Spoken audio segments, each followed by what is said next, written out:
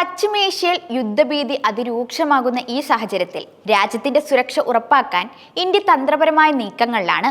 സ്വന്തം മണ്ണും പൗരന്മാരും ഭീഷണി നേരിടുമ്പോൾ ആയുധം എടുക്കാതിരിക്കാൻ ഒരു രാജ്യത്തിനും കഴിയില്ല. ശത്രുക്കൾ ഭൂമിക്കടിയിൽ അഭയം തേടിയാലും രക്ഷയില്ലാത്ത ഒരു സാഹചര്യം സൃഷ്ടിക്കാനുള്ള തീവ്ര ശ്രമങ്ങളിലാണ് ഇന്ത്യയുള്ളത്. ഈ ലക്ഷ്യത്തിന്റെ നിർണായക ഘടകമാണ് ബങ്കർ ബസ്റ്റർ ബോംബ് എന്ന ഇന്ത്യയുടെ പുതിയ സ്വപ്നം. ഇറാനിലെ ആണവ കേന്ദ്രങ്ങളിൽ US ഉപയോഗിച്ച ബങ്കർ ബസ്റ്റർ ബോംബുകൾക്ക് സമാനമായ ഉഗ്രപ്രഹരശേഷിയുള്ള ആയുധങ്ങൾ ഇന്ത്യയുടെ ആയുധ ശേഖരത്തിലേക്ക് എത്തിക്കാൻ അത് ശത്രു രാജ്യങ്ങളെ തീർച്ചയായും ആശങ്കയിലാഴ്ത്തും. നിലവിൽ വിദൂര പ്രദേശങ്ങളിലേക്ക് ആക്രമണം നടത്താൻ ശേഷിയുള്ള ഇന്ത്യയുടെ ഭൂഖണ്ഡതര ബാലിസ്റ്റിക് മിസൈലായ അഗ്നി 5-നെയാണ് ബങ്കർ ബസ്റ്റർ പോർമുന വഹിക്കുന്ന മിസൈലായി പരിഷ്കരിക്കാൻ ഇന്ത്യ ലക്ഷ്യമിടുന്നത്.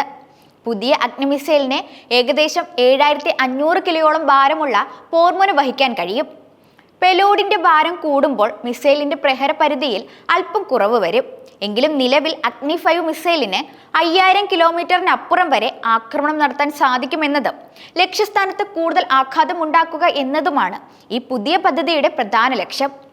ഇന്ത്യയുടെ ഏറ്റവും അടുത്ത ശത്രു രാജ്യങ്ങളായ പാകിസ്ഥാനിലെയും ചൈനയിലെയും തന്ത്രപ്രധാനമായ ഭൂഗർഭ ലക്ഷ്യങ്ങൾ തകർക്കുക എന്നതാണ് ഇതിലൂടെ ലക്ഷ്യമിടുന്നത്.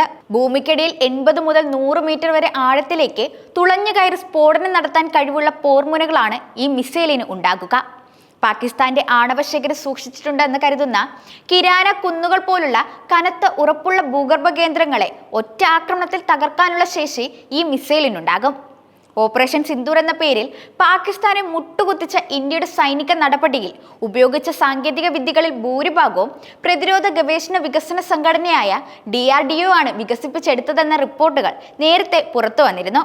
ആണവ മിസൈലുകളെയും പരമ്പരാഗത വാർഹെഡുകളെയും ആകാശത്ത് വെച്ച് തന്നെ നശിപ്പിക്കാൻ ഇന്ത്യക്ക് കഴിവുണ്ടെന്ന ആത്മവിശ്വാസമായിരുന്നു ആ വെല്ലുവിളിക്ക് പിന്നിലുണ്ടായിരുന്നത്. കരയിലും കടലിലും ആകാശത്തും ഇന്ത്യയുടെ ആക്രമണ പ്രത്യാക്രമണ ശേഷി വർദ്ധിപ്പിക്കുന്ന നിരവധി പദ്ധതികളാണ് DRDOയുടെ പണിപ്പുരയിലുള്ളത്. ഇന്ത്യ റഷ്യ സംയുക്ത സംരംഭമായ ബ്രഹ്മോസ് മിസൈൽ നിലവിൽ കര, നാവിക, വ്യോമസേനകൾ ഉപയോഗിക്കുന്നുണ്ട്. എന്നാൽ നിലവിൽ റഷ്യൻ നിർമ്മിത Su-30 MKI യുദ്ധവിമാനങ്ങൾക്ക് മാത്രമേ ബ്രഹ്മോസിനെ വഹിക്കാൻ കഴിയുകയുള്ളൂ.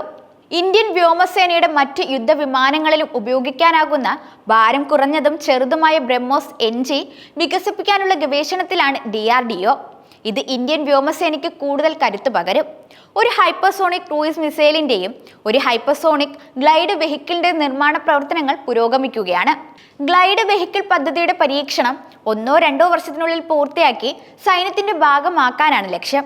ഹൈപ്പർസോണിക് ക്രൂയിസ് മിസൈലിനായുള്ള സ്ക്രാംജെറ്റ് പ്രൊപ്പൽഷൻ വിജയകരമായി പരീക്ഷിച്ചിട്ടുണ്ട്. സർക്കാർ അനുമതി ലഭിച്ചാൽ 5-7 വർഷത്തിനുള്ളിൽ ഇത് സൈന്യത്തിന്റെ ഭാഗമാക്കും. വായുവിൽ നിന്ന് വായുവിലേക്ക് തൊടുക്കാവുന്ന അസ്ത്ര മിസൈലിന്റെ പുതിയ വകഭേദങ്ങളിലൂടെ DRDO മിസൈൽ ശേഷി ആധുനികവൽക്കരിക്കുകയാണ്. അസ്ത്ര Mark 1 സൈന്യത്തിന്റെ ഭാഗമായി കഴിഞ്ഞു. കൂടുതൽ ദൂരപരിധി കൈവരിക്കാൻ സാധിക്കുന്ന Mark 2, Mark 3 എന്നിവ വികസിപ്പിച്ചുകൊണ്ടിരിക്കുകയുമാണ്. യുദ്ധവിമാനങ്ങളിൽ നിന്ന് ഭൗമോപരിതലത്തിലേക്ക് വിക്ഷേപിക്കുന്ന രുദ്രം മിസൈൽ ശ്രേണിയുടെ വികസന പ്രവർത്തനങ്ങളും DRDO നടത്തിവരികയാണ്. രുദ്രം 2, രുദ്രം 3, രുദ്രം 4 എന്നിവ വികസനത്തിന്റെ വിവിധ ഘട്ടങ്ങളിലാണ്. കുശ പദ്ധതിക്ക് കീഴിൽ റഷ്യയുടെ S-400-ന് തുല്യമായ ദീർഘദൂര സർഫസ് ടു എയർ മിസൈലുകൾ ഇന്ത്യ വികസിപ്പിക്കുകയാണ്. കൂടാതെ സുദർശൻ ചക്ര എന്ന് പേരിട്ടിരിക്കുന്ന ഈ പദ്ധതിക്ക് സമാന്തരമായി ഡ്രോണുകളെയും മറ്റ് വ്യോമ ഭീഷണികളെയും നിർവീര്യമാക്കാൻ ശേഷിയുള്ള ലേസറുകളും മൈക്രോവേവ് തരംഗങ്ങളും ഉപയോഗിച്ചുള്ള ഡയറക്റ്റ് എനർജി വെപ്പൺസ് DRDO വികസിപ്പിക്കുന്നുണ്ട്. ഇന്ത്യ തദ്ദേശീയമായി വികസിപ്പിച്ച AT-AGS ഒരു മൊബൈൽ പതിപ്പിലേക്ക് മാറ്റുകയാണ്. കഴിഞ്ഞ വർഷം 814 ട്രക്ക് ഘടിപ്പിച്ച 155 mm കാലിബർ ടോപ്സ് ഗൺ സംവിധാനങ്ങൾക്കുള്ള നിർദ്ദേശത്തിന് സർക്കാർ അംഗീകാരം നൽകിയിരുന്നു. Tata, L&T, Bharat forge, Mahindra defence തുടങ്ങിയ സ്വകാര്യ സ്ഥാപനങ്ങളെയും ഈ പദ്ധതിയിൽ പങ്കാളികളാക്കിയിട്ടുണ്ട്. ഇന്ത്യ ചൈന അതിർത്തിയിലെ ഉയർന്ന പ്രദേശങ്ങളിൽ വിന്യസിക്കുന്നതിനായി N&Tയുമായി സഹകരിച്ച് നിർമ്മിച്ച 25 ടൺ ഭാരമുള്ള ലൈറ്റാങ് പദ്ധതിയെക്കുറിച്ചുള്ള വിശദാംശങ്ങളും ഡോക്ടർ കാമത്ത് പങ്കുവെക്കുന്നുണ്ട്. സരോവർ എന്ന് പേരിട്ടിരിക്കുന്ന ഈ ടാങ്ക് ഇന്ത്യൻ സൈന്യത്തിന്റെ ഭാഗമാക്കുമെന്നാണ് പ്രതീക്ഷ. ഇന്ത്യൻ നാവികസേനയ്ക്കായി ടോർപിഡോകൾ, നാവിക മൈനുകൾ, മറ്റ് അന്തർവാഹിനി യുദ്ധ സാങ്കേതിക വിദ്യകൾ എന്നിവ DRDO വികസിപ്പിക്കുന്നുണ്ട്. ഈ സംവിധാനങ്ങളിൽ പലതും ഉടൻ സേനയുടെ ഭാഗമാകും. ഇന്ത്യൻ നാവികസേന 12 മൈൽ കൗണ്ടർ മെഷൻ വെസലുകൾ സ്വന്തമാക്കാൻ ശ്രമിക്കുന്നുണ്ടെന്നും ഇതിനാവശ്യമായ സഹായങ്ങൾ DRDO നൽകുമെന്നും മുൻ DRDO ഡയറക്ടർ ജനറൽ ആയിരുന്ന വിജയകുമാർ സരസ്വത് വ്യക്തമാക്കുന്നുണ്ട്.